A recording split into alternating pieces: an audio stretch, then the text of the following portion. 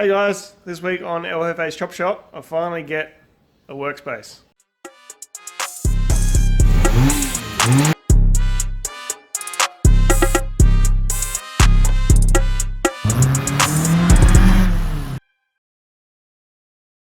Could we do like the old school movies where you do like a trail? I want to see how it works.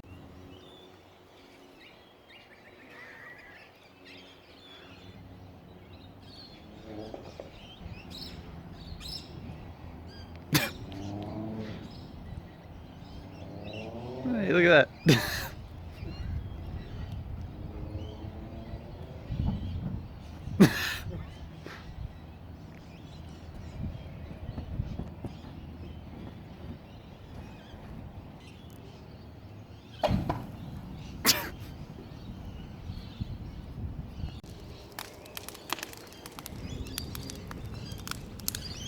So I've taken a week off from work, and as you can see out the back, it's a bit cleaner. All of the stuff in the last episode or earlier this episode is all sort of in preparation for my week off. So this morning I fixed the engine crane, the back wheels broke off and they're down there, so chuck some new ones on there. That Merc engine is really heavy and really big, so put a lot of stress on those wheels, so I'll roll that back in the corner when I'm done. I had these couple of shelves already made. I made this one this morning and I made this one this morning, so I've got one more to make and then I'm out of steel. And I'm going to get one more load of steel, which is just 4 pieces of angle iron to make the last set of shelves to go here, and then I can finally get some of this stuff off the floor in the shelves and then go get my toolbox and actually set this shed up ready for working on this thing. So the plan for this week is to just organise, clean, and then towards the end of the week I'll hopefully have a couple of days spare, get stuck into this thing and hopefully get it moving again. The project, that is. It may run, may not run, who knows. So either in the last episode or you just saw, I've made a few shelves. I'm not sure where the episodes are up to at the moment. So I've got a week off work. I'm just trying to get things organised around home. So I've built this set of shelves and these 2 sets of shelves. I fixed the engine crane. Went and got my toolboxes from Mum's house. So that's those 3 black ones and these 2 black ones. So I bought this yellow one to replace the bedroom furniture in the shed. So this is just going to have the power tools in it and some of the other bigger stuff. So it's just a 4 drawer instead of these ones, which are 5 or 6.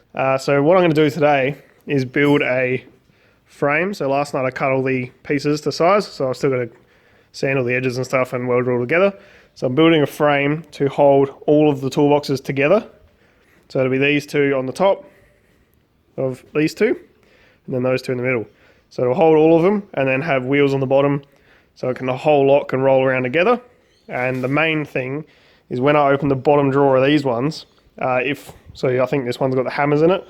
So you open the drawer, it's quite a heavy drawer, and then the whole cabinet starts to tilt, then all the other drawers open, and then the whole thing falls over. So I'm going to bolt these or weld these to that frame, and then when you open that drawer, you'll have all of the other cabinets to resist it falling over, or the whole lot will fall over in one go. So that's today's plan. I've got a little drawing on my whiteboard that I got yesterday. So this is roughly what I got to deal with. So this section here will be this toolbox here. This section here will be the yellow toolbox because it's a little bit wider. As you can see, it's a bit wider here. And then the third section is the toolbox over there. So then these pieces here, you can see they stick out a bit further. I'll have a wheel on each of those, a wheel on each of those corners, and then 2 wheels there and 2 wheels there. So it should be pretty stable. There is going to be a little bit of a trip hazard because there's going to be a piece of metal sticking out a bit further here, but stability, trip hazard, I'll get over it. So I've cut all of these bits to length. Now I'm just going to sand the edges and mock it all up. Alright, so I jumped ahead a bit and I've got it all tacked together. The bottom side is fully welded. I just got to do the top side, and then I've got to add some wheels in the middle like I said before.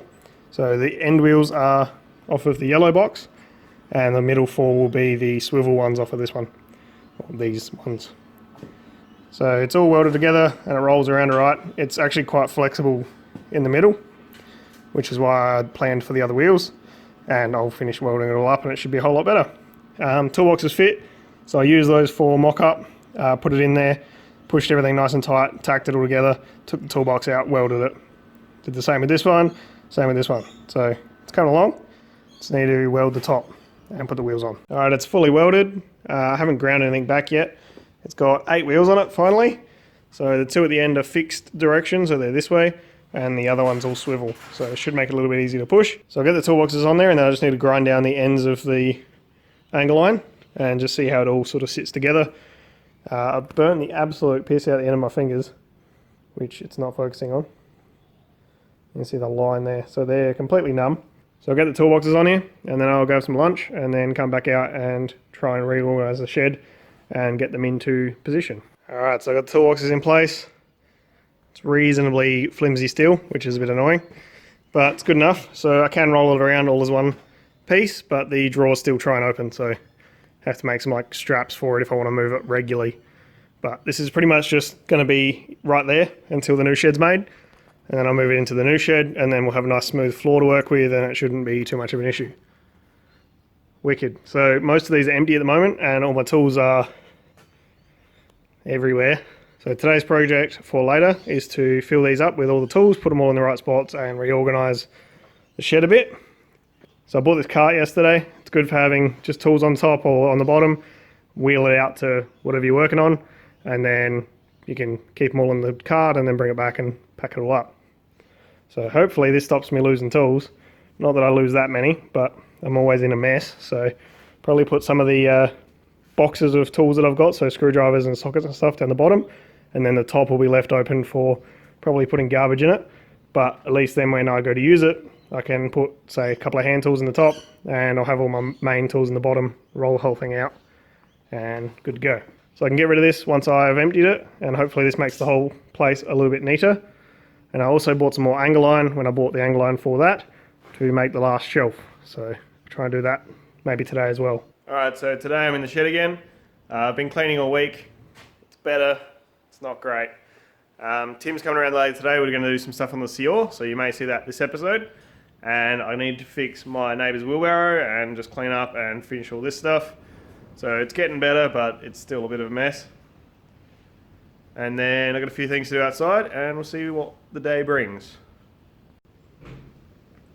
So first job for today, my neighbour brought this around the other day and said it's all wobbly and he needs it welded together. So I've just noticed that the actual like wheel, axle, hub support, whatever you want to call it, is all pushed over, but it still spins freely, so I might just reinforce it where it is, just so it doesn't snap off on him. And then I'll go around and see if I can tighten the bolts at all, and I'll just weld it all together. And I might put a bar from here to there, just to try and reinforce everything a bit better. So that's job 1 for today.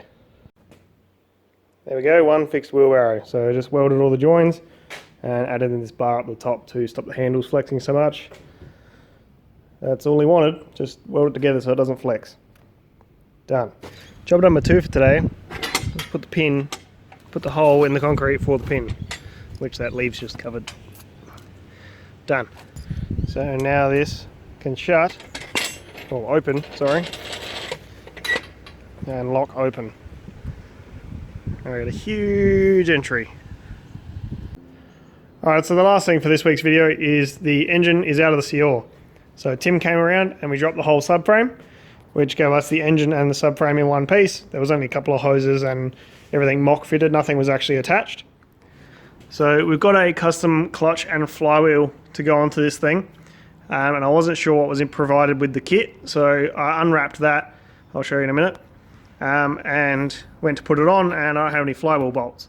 So I rang Garage 7, they're onto some flywheel bolts for us, and then we can put the flywheel on, the clutch plate on, which it comes with bolts for that, and then we've got a new thrust bearing, and we can put the gearbox on, and then chuck it on the mount, and then pretty much throw this thing back in, because it's pretty much ready.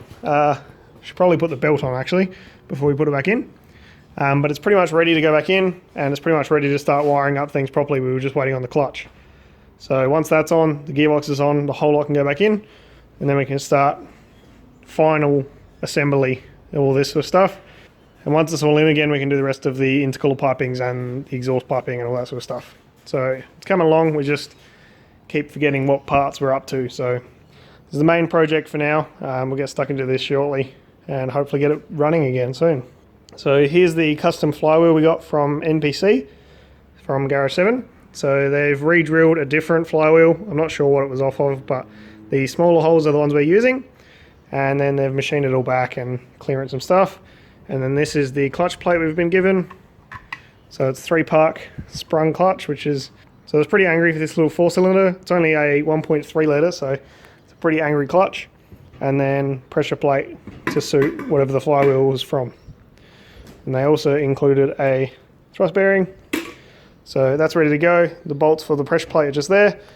So we just need the flywheel bolts and it can all go back together. That's it for this week. Thanks for watching. See you next week.